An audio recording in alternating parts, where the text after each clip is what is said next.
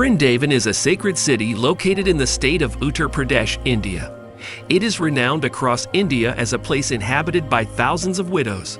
The main reason for this is a tradition in India that leads some widows to choose to live in Vrindavan after the death of their husbands.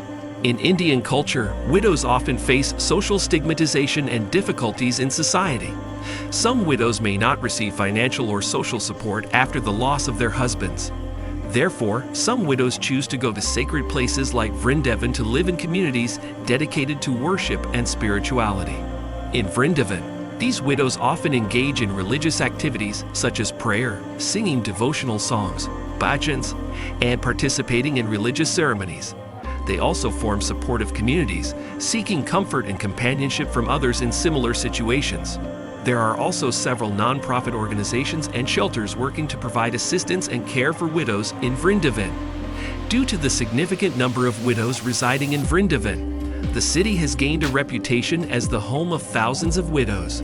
This term primarily refers to the presence of a strong and significant widow community in Vrindavan, rather than implying that all the city's inhabitants are widows.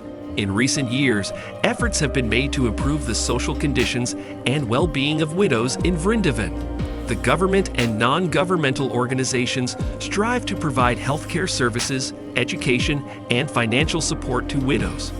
However, challenges remain in addressing the stigmatization and difficulties faced by widows in India. Here is further information about Vrindavan and why the city is known as the home to thousands of widows. 1. Religious and historical significance. Vrindavan holds deep meaning in Hinduism, particularly in the teachings and life stories of Lord Krishna. It is believed to be the place where Krishna spent his childhood and engaged in spiritual play and adventures. As a result, Vrindavan is considered a sacred place and is home to numerous temples and places of worship associated with Krishna's life stories. These temples attract pilgrims and individuals seeking spiritual fulfillment. 2. Widow tradition in India.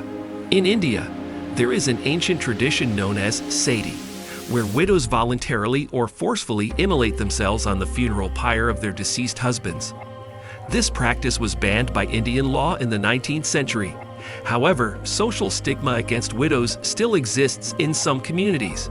Some widows face rejection and difficulties in terms of financial stability and social support.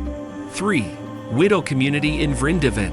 For various reasons, some widows choose to relocate to Vrindavan after the loss of their husbands.